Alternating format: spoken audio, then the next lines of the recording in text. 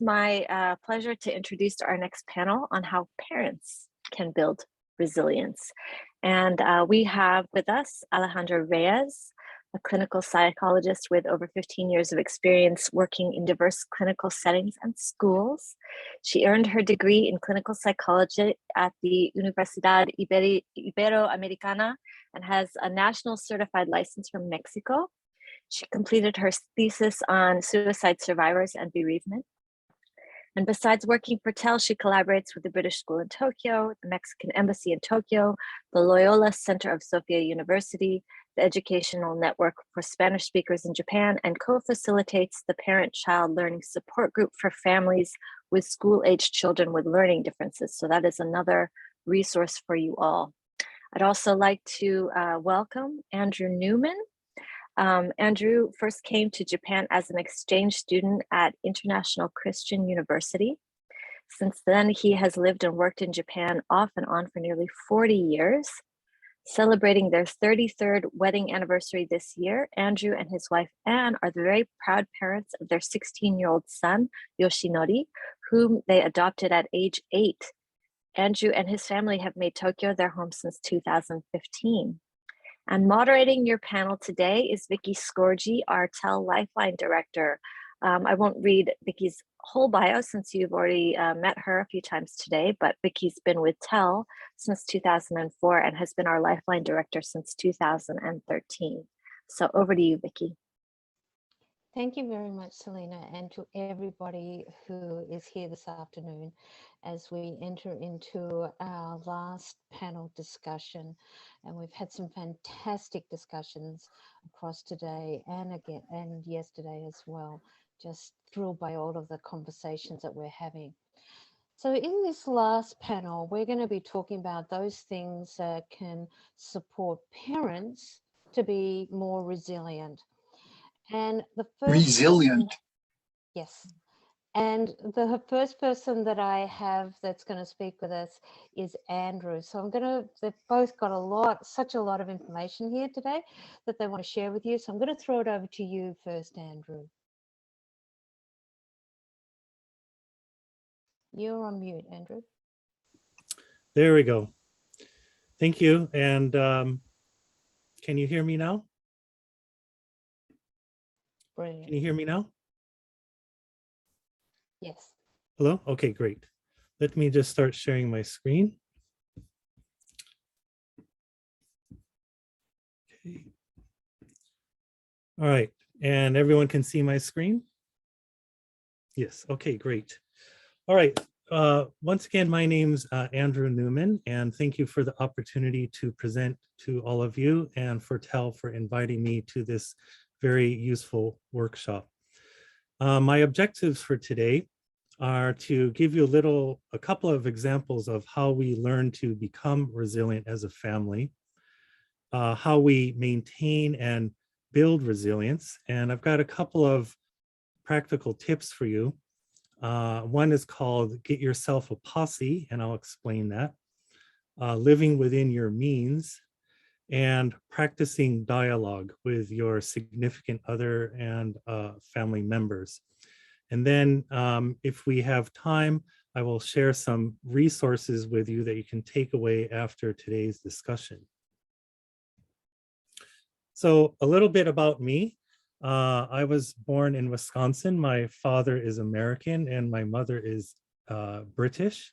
So I'm already kind of international from an American perspective. As Selena mentioned earlier, my wife and I have been married now going on 33 years and is a Filipino American born and raised in California. 8 years ago now, when we were still living in the US, we adopted an 8-year-old boy, our son Yoshinori from Osaka. He's now going into his second year of high school.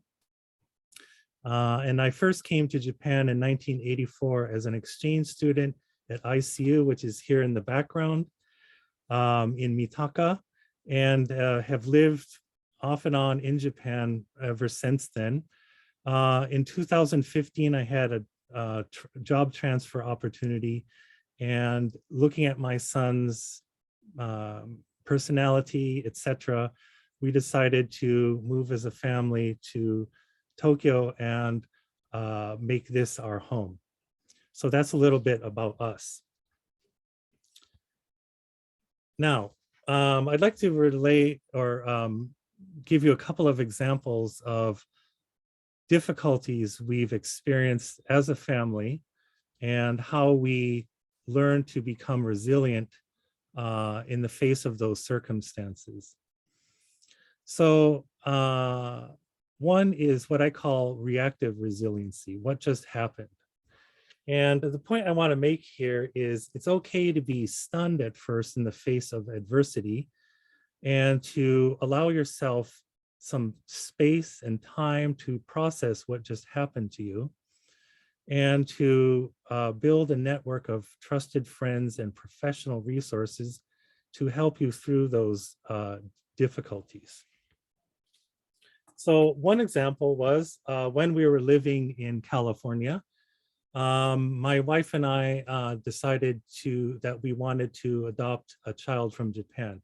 We had great difficulty in having a child biologically, so we decided after meeting some friends who had adopted from Japan that this was the way forward for us.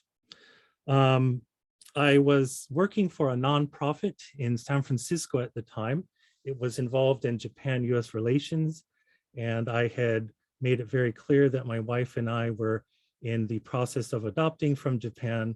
And at some point when we became matched, we would need to take some time to go to Japan, probably about a month or so, to get acclimated to each other, take care of the visa paperwork, etc.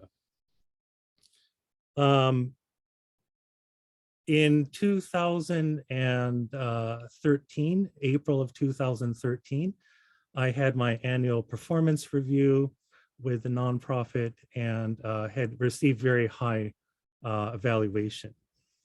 In July 1st of 2013, I happened to be in Japan on a business trip, and I got the call that we had been matched. And I later informed my employer that in November, we would need to go to Japan to meet our son and start the official process of becoming a family. About 2 weeks after that, I was called into before the board members and summarily fired because of, quote, job performance. And it was even now it's making me shake a little bit, but I didn't know how to react, but I knew that I had a little voice inside me that said, wait a minute, advocate for yourself, don't panic. And I told them that I would need a day to think about this and contact a labor lawyer. And luckily, I just went through the phone book and found a labor lawyer who understood our situation. And long story short, I was able to get 6 months of paid leave. This was incredibly important because if you're in the process of adopting, you must have an income. If you don't have an income, the adoption process stops. So without getting into the details with the adoption agency, I just told them that yes, I was still employed and that we would continue with the adoption process. So that was one situation where we had to be resilient in the face of very great difficulty. Another example was, let me move to the next slide, financial resiliency, how to live within your means. In order to do this, you've got to cut your costs or raise your income or do both to give yourself financial room to absorb unexpected shocks. Know what is essential and what is nice to have in your personal expenses. And if you can, try to set aside a fund for emergencies. And I would recommend, if you can, because I know this is difficult, to try to set aside 3 to 6 months of monthly earnings so that you have this room to undertake in order to pay your bills, if you lose your job, if you have an unexpected expense, etc.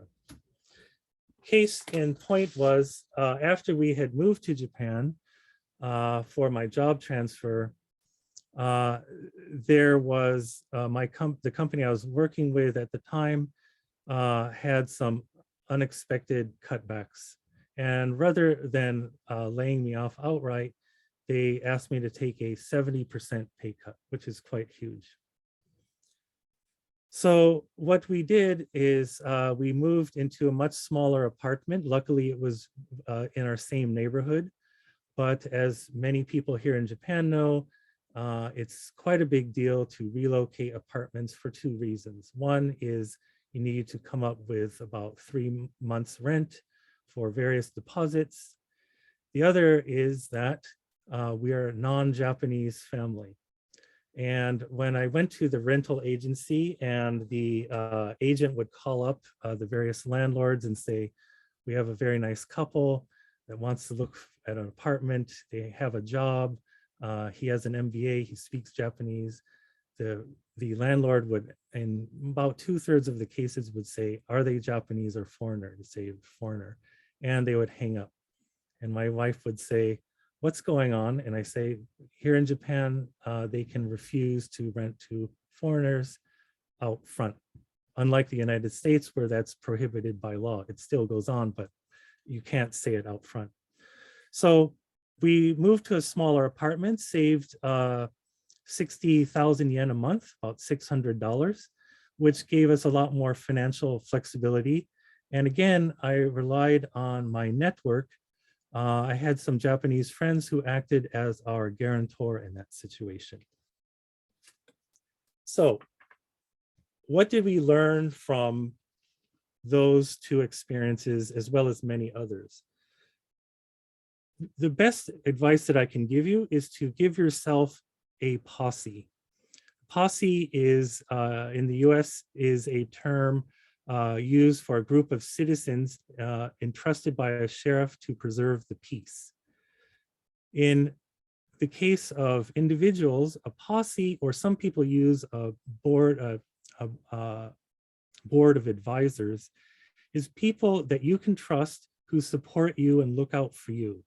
You can use this posse as a sounding board to try out new approaches to try out a new idea, whether it be a career change or to help you in overcoming adversity. If there's no one in your posse who can help you directly, they can refer you to needed resources in order to move ahead. Potential candidates for your own posse include family counselors, career coaches, social workers, former bosses, labor lawyers, tax accountants. These are people that are in my posse, but yours may include others depending on your needs. Also, for living within your means, I would recommend sharing the financial stewardship of your household. Many couples, it falls to either the husband or the wife or one person in the household to manage all the bills. And the other person may not know exactly what's going on financially. Share those burdens so that you understand what's coming into the household and what's going out. As I mentioned before, keeping an emergency fund, aiming for 3 to 6 months of earnings. And then in our case, we cut our expenses by moving to a smaller apartment. And then I'm very happy to say that recently I changed jobs and boosted my income. So it's helped us to become more financially resilient in that case. Finally, a great tool to maintain and build resilience going forward, especially in this world that we find ourselves in, where we have COVID, we have the threat of war. It's a very uncertain and fearful world for many people. So how do you build resilience? And the best practical tool that I can think of right now is something that we learned years ago from an organization I'll explain more about later, where you practice dialogue. And what happens in that situation is you write a letter to your significant other based on a list of chosen questions about how you feel about child raising, how you feel about how the household finances are running, etc. And I'll explain about that list later on. The main point is to pick a topic and write to your significant other on paper for about 10 minutes. Keep in mind your significant other's personality and how you would best communicate with them. Give yourself full 10 minutes. Then exchange your notebooks and have your significant other read your writing silently twice, once for the head and once for the heart. After you've read your letters twice, talk about what you've read and how you feel about it. Talk to each other for that, based on those feelings for at least 10 minutes. Sit close to each other, and if you can, look each other in the face. Give the gift of full attention to your significant other. After you've given yourself about 10 minutes or so, you can bring the dialogue to a closure and select a question for the next time's dialogue. It's best to schedule this kind of thing. Otherwise, it may not happen. Life gets busy, people forget, you put things off. It's part of your, how shall I say, your personal health maintenance in terms of dialoguing with your significant other. You can choose questions about things that are pertinent to your relationship, and you can take turns choosing questions. And I wanted to share some resources here as I wrap up and open for Alejandra. For starting your own posse, I've provided resources here, and I'll share these resources with Tel, so don't worry if you don't get all the information. I'll be able to share that information through Tel later on. We have Mrs. Moneypenny's Career Advice for Ambitious Women. This talks about building your own posse. And also there's a Japanese version here as well, for those who prefer reading in Japanese. Other resources for living within your means. I have several here. Again, we have Mrs. Moneypenny, and also I have a great book for raising financially fit kids so they understand why you're making financial decisions. And we have a book on the same topic in Japanese. The resource that I wanted to mention for improving communication is an organization called Retrovi. It's a worldwide network for married couples. It's primarily a practical program to improve communication and help couples reconnect. And there's a list of suggested dialogue questions at this link. Again, I will share that, so don't worry about not getting that information here. And that is it for my presentation. Vicky, if you want to hand it off to Alejandra or address questions, I'm flexible either way. I think at the moment, thank you very much, Andrew. I know that you and your partner have navigated so many challenges in order to be a family, and those steps that you had to take along the way. But I'm going to come back to you in a little bit. I'm going to go, in the interest of time, to Alejandra now. Sure, and I'll stop sharing. Hello, everyone. Can you hear me? Yes, okay. So I'm going to share my screen with you. And I'm still navigating, share. Here we go.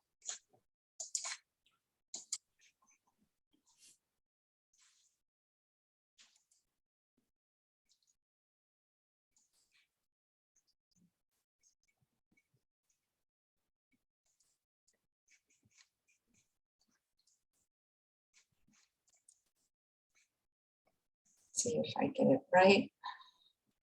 So,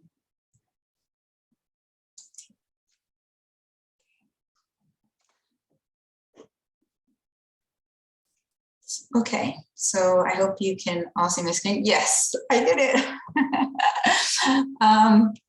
Okay, well, thank you everyone for being here. I'm so excited to share my thoughts and what research says about resilience. And thank you, Andrew, for such a inspiring presentation. There's some concepts there that you showed us that I will also be talking about. As a clinician, I will be focusing more on the social emotional aspects of resilience. And I want to take a moment and just ask you, many of you have been listening to different panels from yesterday and today, and it's all about resilience. And I'm wondering, who inspires you? When you think about resilience, is there anyone that comes to mind? Any family member, a friend, or even yourself through these, waves of pandemic, right? Have you shown any resilience? Have you learned anything about your strengths and your qualities? And jotting those down. I invite you to share those on chat or at the end, because we have some time at the end for questions and comments. Okay, so for me, it definitely has been the technical stuff. I wouldn't imagine myself 3 years ago sharing my slide and doing this presentation. So thank you. Next slide. So I don't want to go very much into detailed about the pandemic, but I want to highlight some of the aspects that are relevant to resilience and parenting, children and teenagers, and that we've learned through these years that are important to child rearing. So number one is that the people or the kids that were struggling before the pandemic, right, their symptoms, their vulnerabilities became heightened. So the vulnerable became more vulnerable. And this was very obvious with the distance learning for kids with learning differences like ADHD or ASD, which is an autism spectrum disorder, right? They struggle a lot more to get access to services and so forth. The other thing is the screen, the usage of screen. I'm not entirely against screen. It's really helpful. That's why we're all here and helps us connect with each other. And it's brought a lot of mental health services to very distant communities. But at the same time, the narrative of technology is really encouraged teenagers and kids to get things like focus on the performance, focus on seeking immediate pleasure. And it's all the contrary to resilience. And then the other thing that Andrew was mentioning too is that fear of the unknown, the uncertainty. And although we've learned a lot these past years on COVID, there's still some unknown. There's still new variants. We still don't have it 100%. So, and for some kids going back to school, right, was an anxiety-provoking situation as well. There's starting to be research on learning, and there was a teacher survey done worldwide, and including Japan and the US. Most teachers agreed that distance learning wasn't efficient substitute to in-person learning, which means that human connection, in-person connection is key to education, to healthy child development. And okay, next slide. So, I should mention that this is from the Child Development from Harvard University. And I really like this image because I just mentioned all the negatives of the pandemic. But yet you probably also many of us witness some positives.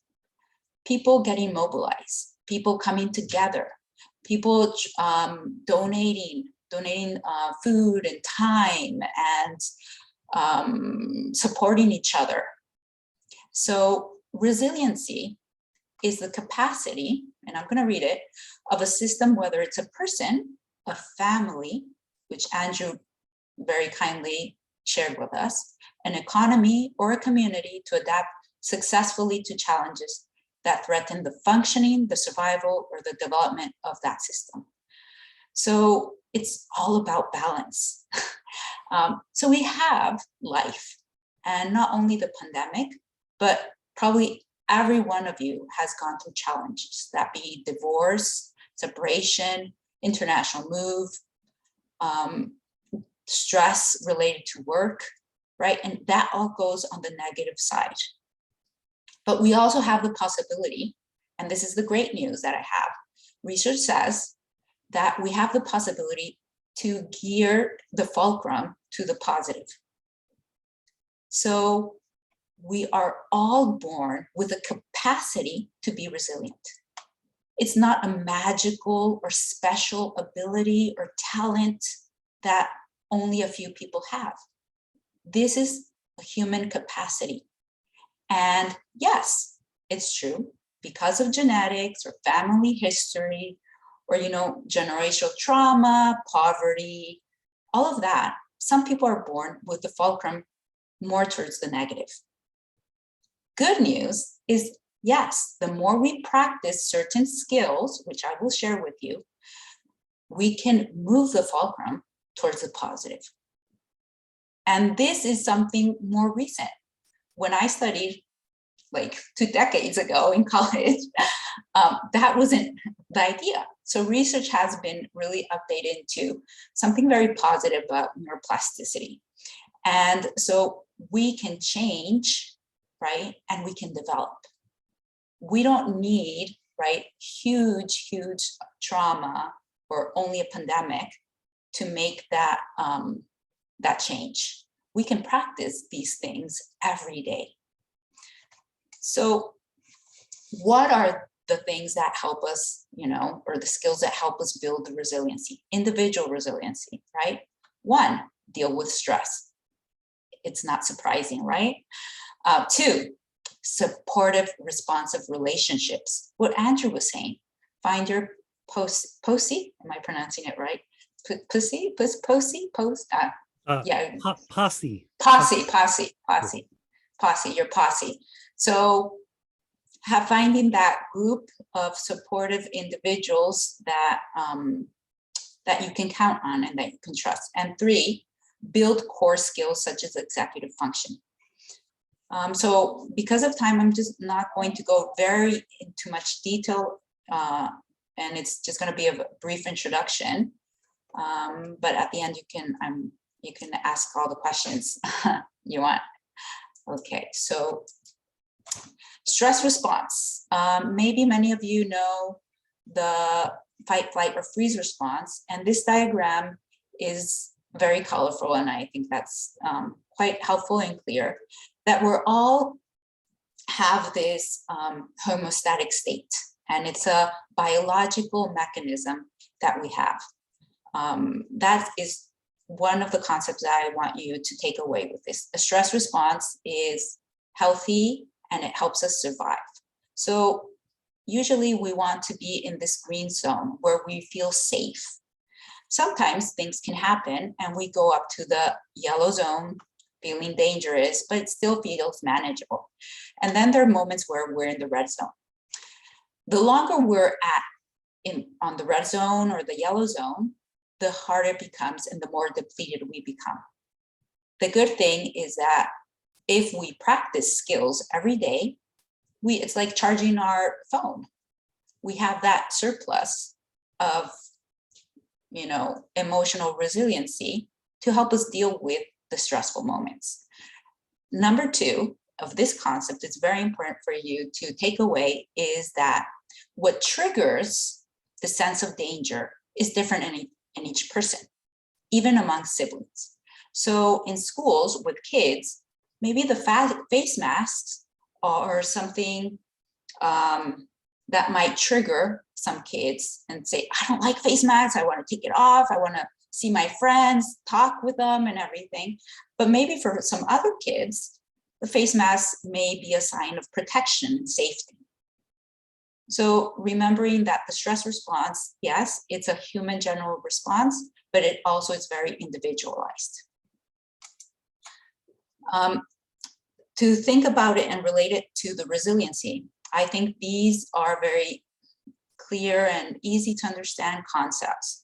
So stress, when it's unpredictable, sudden, severe in intensity, and prolonged, it increases the vulnerability of the person, of the system.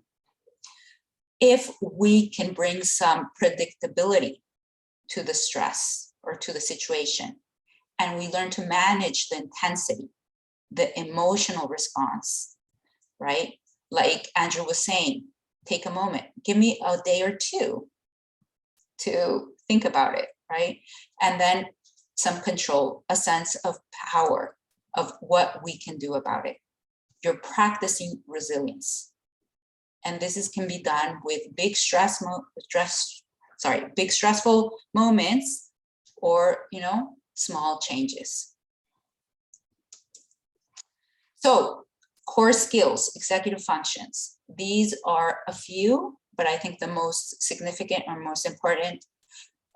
Number one, emotional regulation, learning to manage your stress, but not only stress, but also any kind of emotion and being okay with feeling unpleasantness, feeling, sadness and feeling anger, and knowing to accept those emotions as well.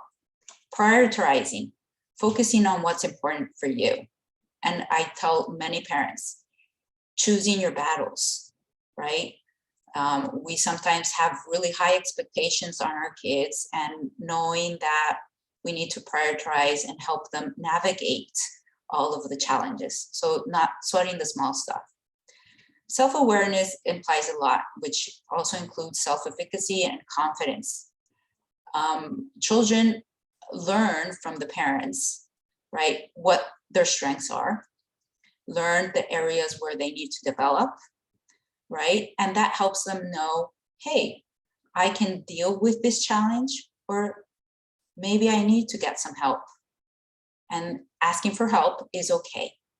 One of the biggest myths around resiliency is thinking resilient people know it all, are strong, can have all the solutions to it, and it's all the contrary. Actually, resilient people are able to accept that they're vulnerable and they need help. So that's a big takeaway for today. And flexibility, like Andrew was saying, I'm flexible enough to maybe change apartments and deal with that change. I have plan A, plan B, and even plan C. And it takes trial and error. Connection, which is the other huge part, connecting to a larger community, knowing that you're not alone. So that is doing this event for a second time is really good, because it's bringing all of us together and learning about different resources and having that space, that knowing that we're all thinking about different or similar things and having different perspectives on it. So it just, everyone being here shows a lot of vulnerability and resiliency.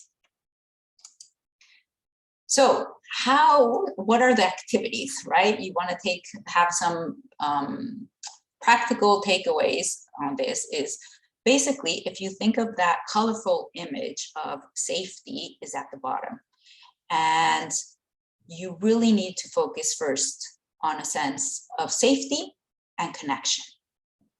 If there's no sense of safety, children won't learn, and children won't be able to access those executive functions. So how can you express that sense of safety to children? As parents, as adults, as teachers, maybe, some of you may be teachers, right? Taking care of yourself, modeling the behavior, knowing that when you're not okay, how to manage, and practicing your coping skills. Setting healthy boundaries, learning to say no.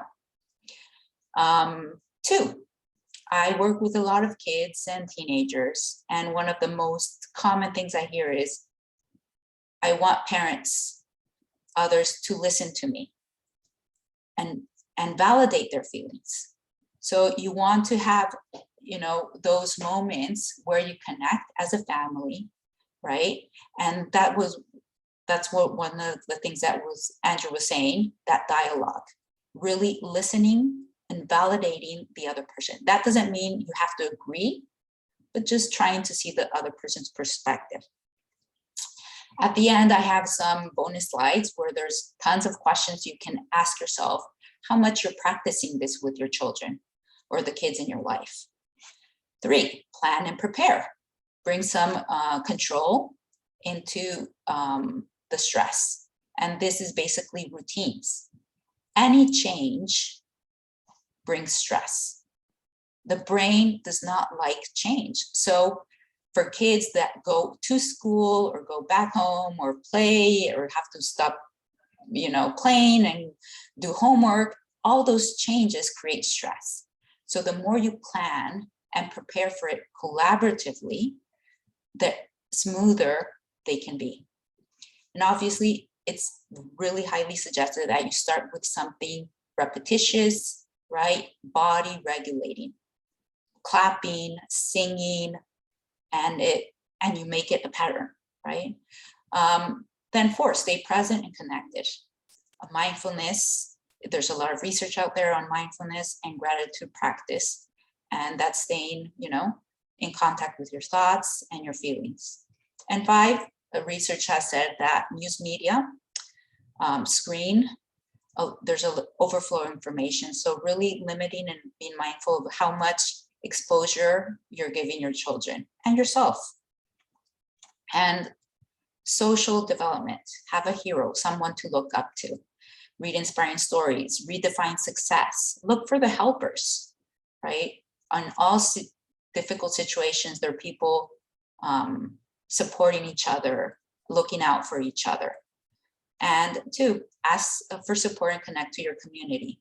And this is also to validate and practice that sense of connection.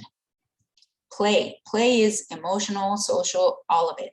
If you're going to take something away from today's panel, just play with your child every day, 5, 10 minutes, whatever time you have, but be in that connection and that time with your child and enjoying it. Use appropriate language according to the age of the child.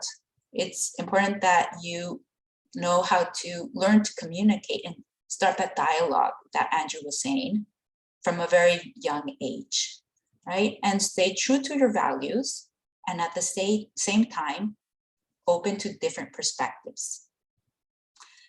So I know there's a lot of information on here, and just maybe taking or trying to practice 1 or 2 and see how it works out for you. The last takeaway for today is parents take the lead in building resilience, but children's ability is also deeply affected by the community of adults that surround them.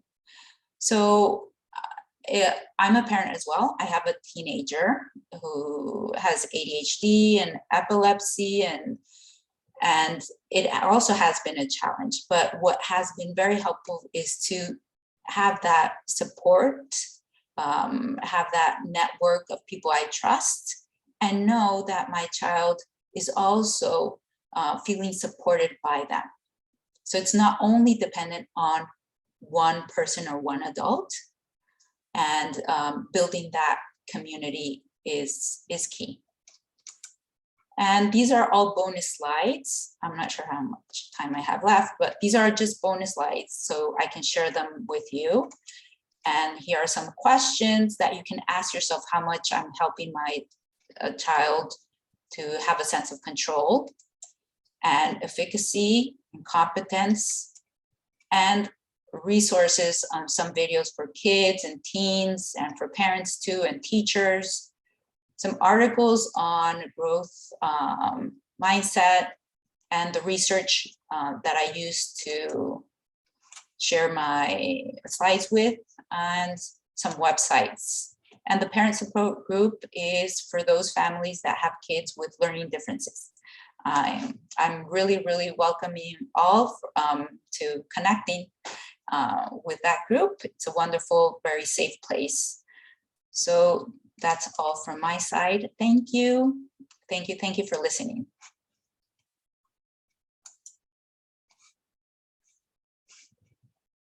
So I'll give it on to Vicky. I think you're on. Yeah, I'm on mute. Sorry, Yeah. my turn to be on mute. Thank you both very much for both of your presentations. I think you both a wonderful way to end the day. Both Andrew, you're talking about your experiences prior to COVID, that you'd already put things in place to work out those stresses and navigate and problem solve, so that you you had some systems in place. And Alejandra, you gave this lovely overview, and we've heard many times today about the importance of talking about stress, but you just explained it also in a different manner again, and helping to think about the zones within that stress curve, right? And I think that the two of you are just highlighting for us that life is full of lots of challenges and stresses.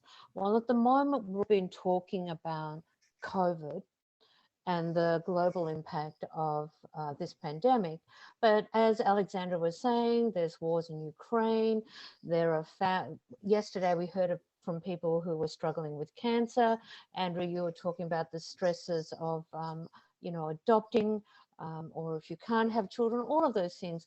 We have so many challenges in our lives, and finding those ways that we can build on our coping skills, manage those stresses, and become more resilient, I think is really important. And that's, a lot of what we've been talking about over these last 2 days. And some of those things that you were just breaking down so beautifully for us, Alejandra, was really wonderful.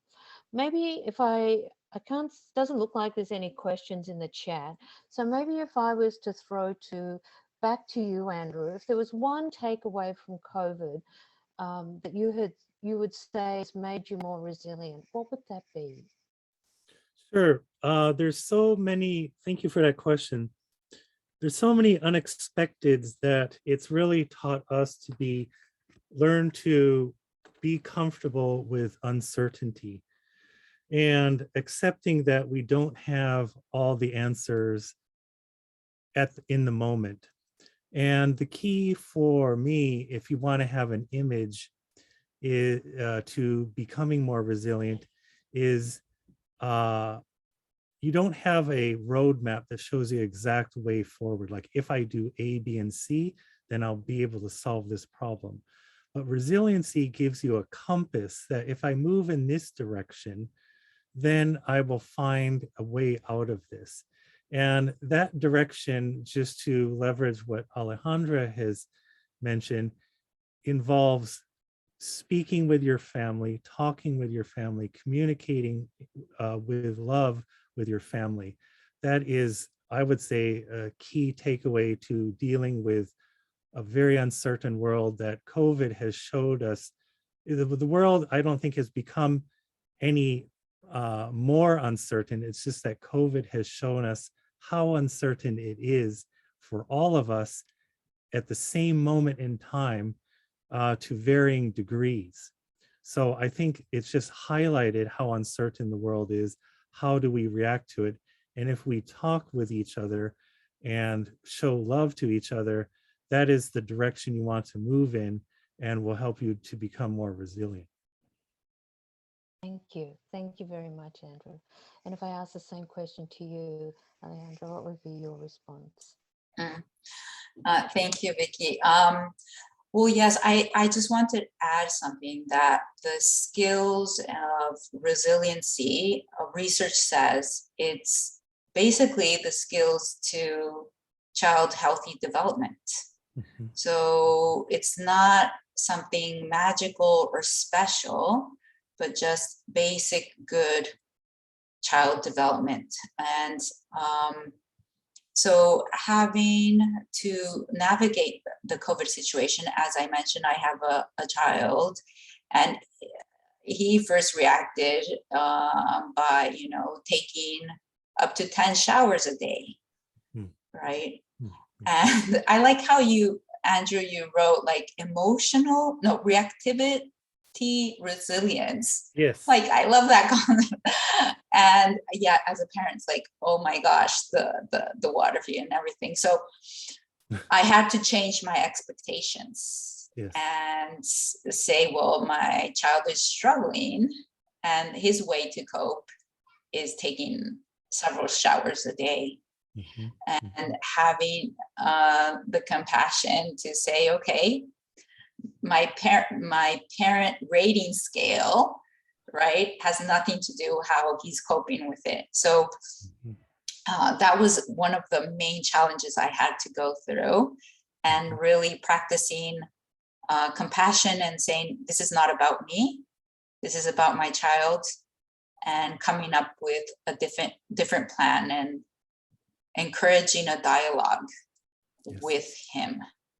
Yes. And being a teenager encouraging dialogue with a teenager is a huge challenge. I don't know if there are parents here with teenagers. So, but going through that now towards that, after that phase, it really brought us together.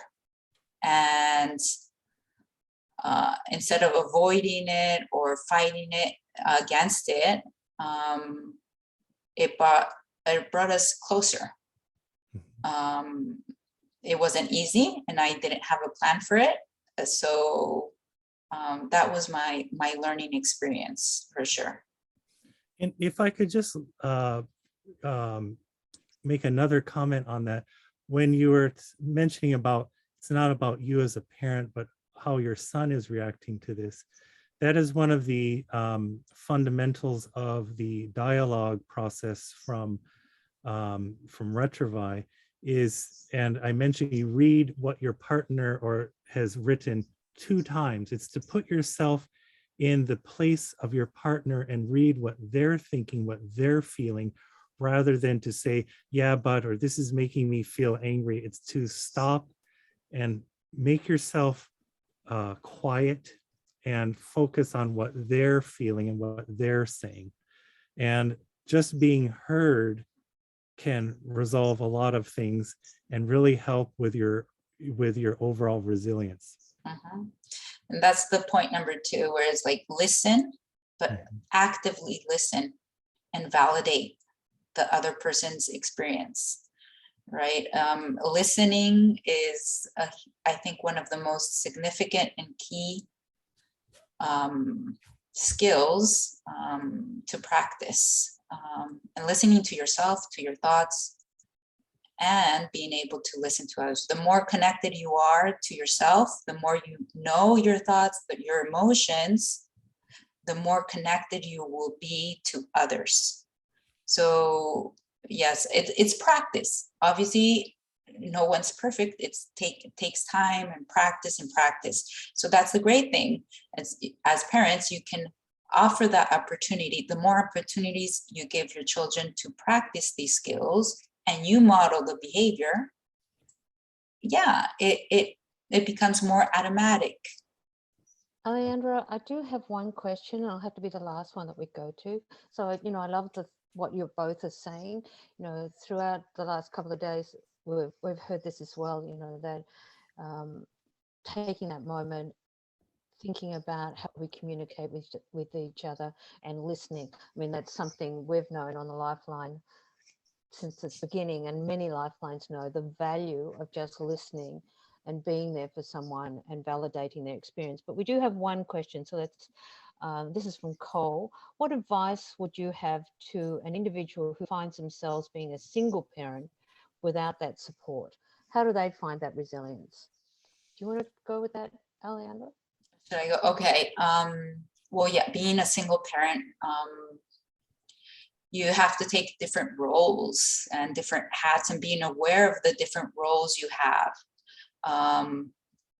Obviously, having a close partner with whom you can share that parenting role is very helpful.